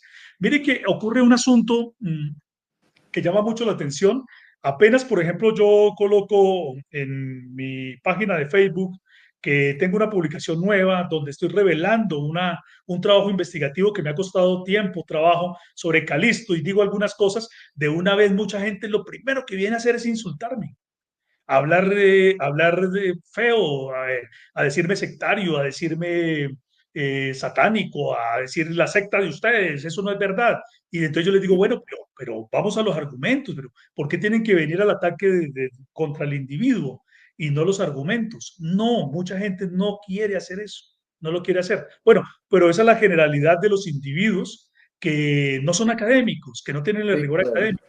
Pero entonces nosotros a los académicos sí los desafiamos para que se enfrenten a eso, ¿sí? Hay muchos apologistas trinitarios que tienen sus canales de apologética, algunos dicen que han estudiado, que se han preparado académicamente, pero parece que no tuvieran ese rigor académico porque están dispuestos lo primero es a insultar, y yo en cierta oportunidad yo les dije, a mí no me importa que se burlen de mí, que pongan, por ejemplo, a veces toman mi rostro y lo ponen como el rostro de un payaso, o como alguien que está llorando, que está desesperado. A mí no me interesa ni me preocupa eso, porque yo sé desde el principio que cuando usted está desafiando al estamento, cuando se está desafiando a lo que ha sido la mayoría en una época determinada, pues es normal que usted reciba ese tipo de críticas. Eso es normal. El que se meta a desafiar al estamento y no esté dispuesto a recibir crítica o que le digan algo es mejor que no se meta, ¿cierto? Sí, Entonces, a mí me tiene sin cuidado eso. Yo lo que quiero es que haya un diálogo abierto, honesto, ¿sí? Unas posibilidades de comunicación donde se compartan y se intercambien opiniones, ¿sí? Sin estarlo usted acusando de una vez que es que todo lo que usted está diciendo es la obra del demonio, la obra de Satanás. Ese es un punto que es bastante peligroso porque entonces no deja a la gente crecer. Si nosotros no estamos dispuestos a desafiar nuestras propias teologías, nuestras propias doctrinas, lo que nosotros tenemos y cuestionarlas, no vamos a poder crecer en ellas. El momento en que nosotros nos afianzamos o amamos más lo que hemos creído es porque lo hemos sometido al escrutinio, ¿cierto? claro. Y han pasado la prueba. De lo contrario, una doctrina que no haya pasado la prueba no vale la pena creer en ella.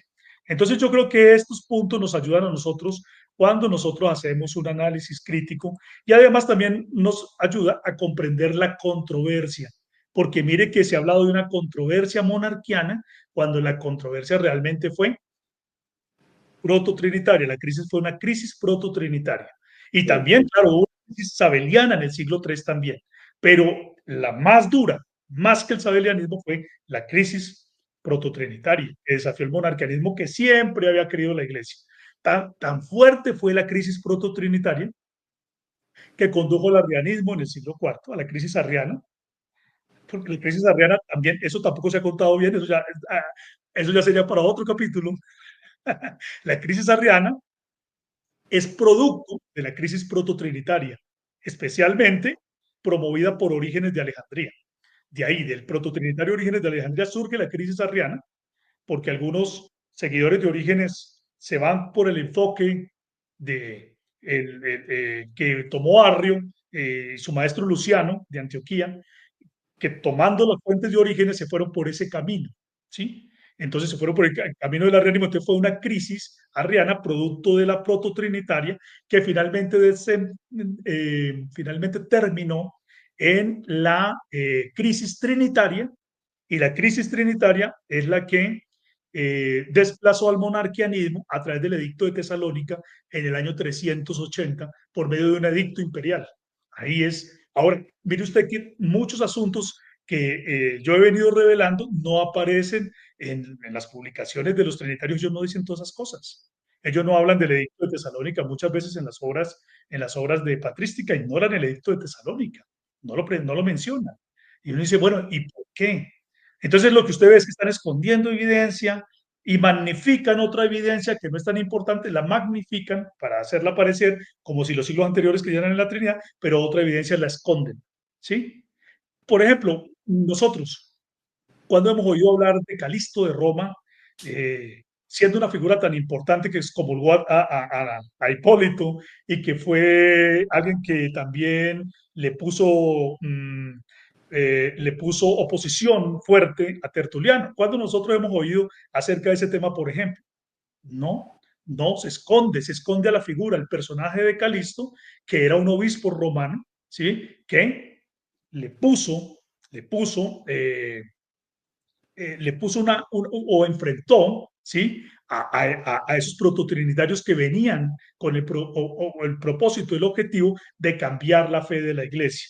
Entonces son muchos asuntos que nosotros vamos mirando, vamos descubriendo, nos vamos dando cuenta, y nosotros ¿qué queremos? Que la academia también, ¿cierto? Que nosotros somos académicos. Yo soy académico, como usted bien lo ha mencionado, yo soy ingeniero civil de la Universidad Nacional de Colombia y soy teólogo, graduado de la Universidad Bautista, aquí también en Cali, Colombia, ¿sí? Tengo unas especializaciones en la rama de la ingeniería civil, soy un académico, sé lo que es la academia, sé lo que es la investigación, ¿sí? Me he esforzado y lo voy a seguir haciendo mientras Dios me lo permita para que abramos unos canales de comunicación entre ustedes, los académicos trinitarios, y nosotros, para que podamos hablar acerca de estos temas también, que se necesitan, porque ustedes solamente han escuchado una versión de la historia, pero nosotros también queremos darles a conocer los hallazgos que hemos encontrado. Inclusive también a mis mismos hermanos en la fe.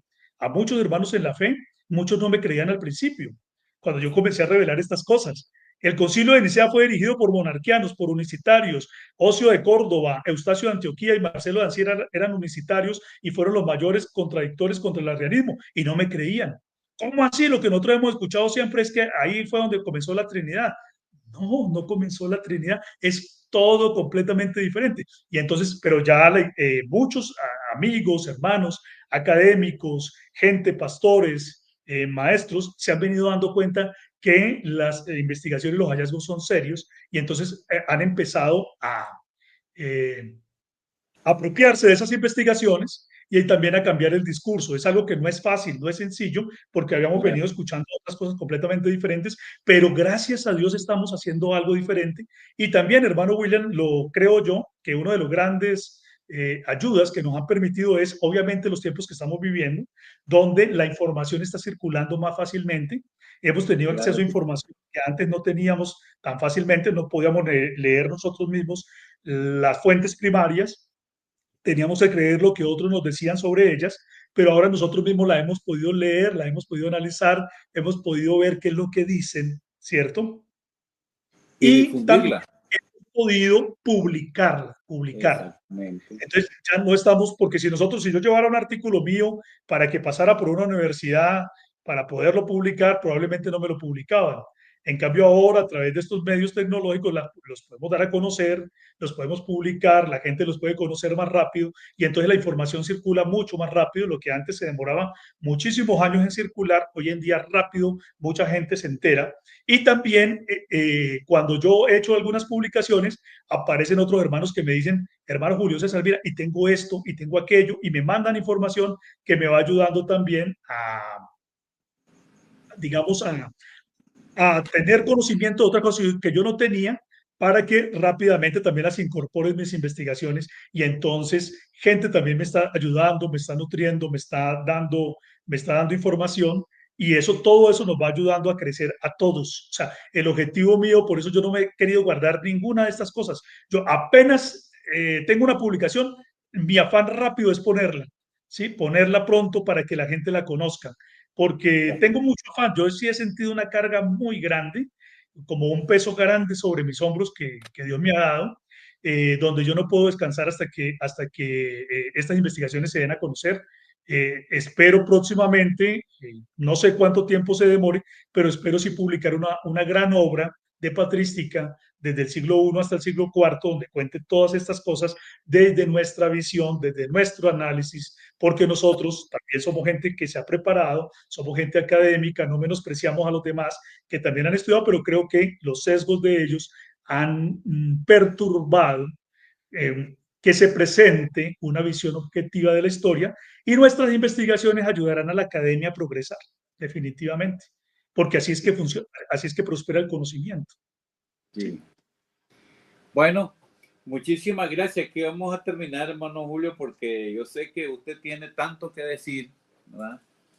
Pero el tiempo, bueno, ni modo. Tenemos que descansar, tenemos que procesar nueva información. Nuestro agradecimiento, hermano Julio César, por sus aportes que son muy importantes, sobre todo visto desde el punto de vista académico. Y eso realmente nos ayuda, nos fortalece, y yo creo que estos encuentros, ¿verdad? Estos conversatorios, pues, están abriendo muchas puertas para comentar, para debatir, ¿no?, sobre estos asuntos. Yo sé que la mayoría, yo tengo varios compañeros, ¿verdad?, colegas, y después de un curso de historia de que estábamos hablando de los concilios, de los primeros concilios, le pregunté a uno de los compañeros bautistas, a ver qué me decís de la doctrina de la Trinidad. Y se quedó pensando y me dijo, mira, me dice, hay que revisarla bien, porque no tiene sentido.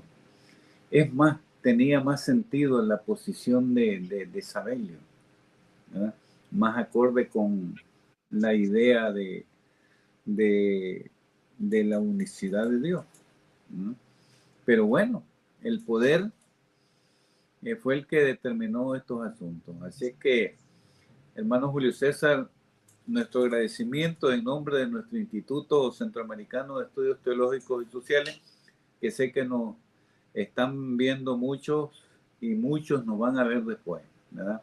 Nuestro agradecimiento, y espero que Dios siempre le siga inspirando, ¿verdad?, para ser más productivo, y que, como dice usted, toda esa producción pues pueda llegar a la mayoría de los académicos.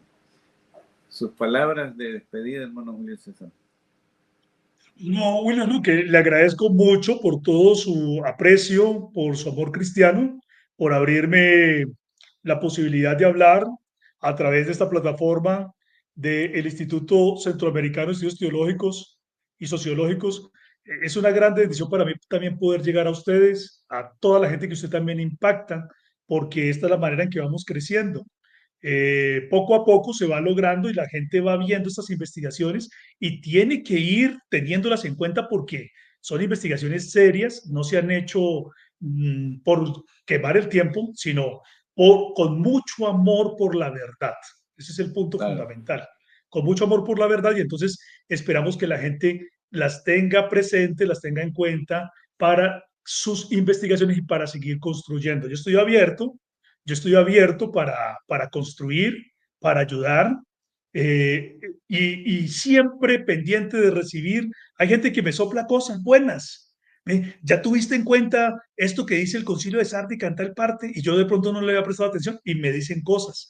Entonces, mire que y las incorporo a mis investigaciones y las tengo ahí pendientes, y con la ayuda de Dios va a salir una muy buena obra que de verdad va a ser de bendición, y esperamos que revolucione el conocimiento. Yo sí tengo mucho deseo de hacerlo. Hasta el momento no he encontrado una obra igual como la que estoy escribiendo.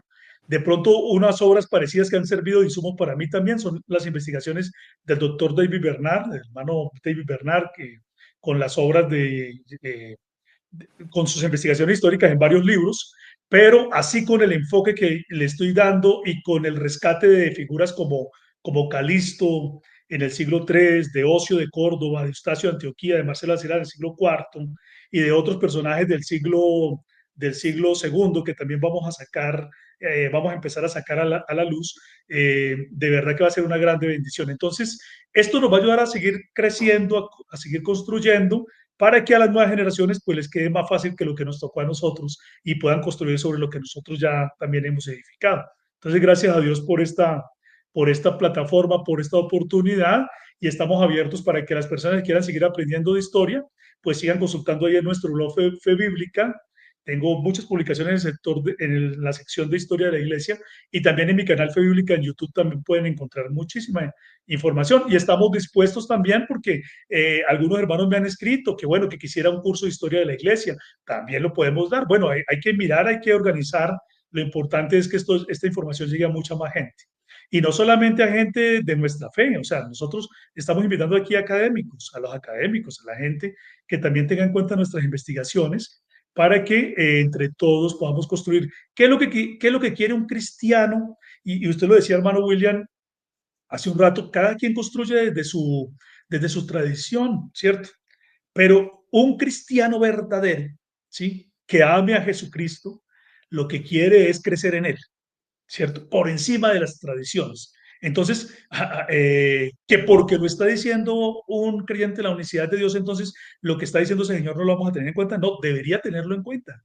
Debería darme la oportunidad de leer las fuentes, las investigaciones, porque a usted lo que le interesa es crecer en Cristo.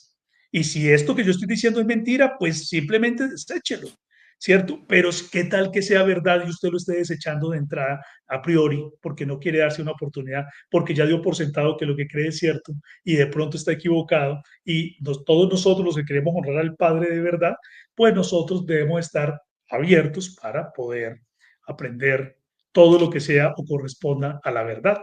Entonces, Claro. ese es nuestro desafío también a todos los que nos están escuchando y que no comparten nuestra misma fe. Y a los que también comparten nuestra fe, también a muchos, también los desafiamos porque no es fácil, muchos no están convencidos, pero apenas comienzan a leer el material, se dan cuenta que sí, que aquí se están diciendo cosas que son importantes. Ahora, yo no estoy diciendo que yo estoy revelando completamente la verdad, pero por lo menos estoy mostrando que he entrado a investigar esa época y me he dado cuenta que mucho de lo que sabíamos no lo sabíamos bien. Lo Claro. sabíamos de una manera muy distorsionada, como nos lo habían contado, pero que cuando hemos ido a las fuentes primarias nos damos cuenta que las cosas han sido muy diferentes. Entonces, muchas gracias, mi hermano y doctor William. Gracias por este tiempo, gracias por su amistad, gracias por su apoyo, gracias por darme la oportunidad de hablar a través de su plataforma. Dios le bendiga de lugar. Muchas gracias, con gusto, hermano. Fue un placer. Muy bien, estimados hermanos, hemos llegado al final de este conversatorio con nuestro querido hermano Julio César Clavijo. Como lo decía al principio, pues un ingeniero civil y que ha sabido construir también, ¿verdad?, el aspecto teológico, el edificio de la teología. Muchas gracias, hermanos y amigos. Nos vemos en otro conversatorio. Que Dios les bendiga.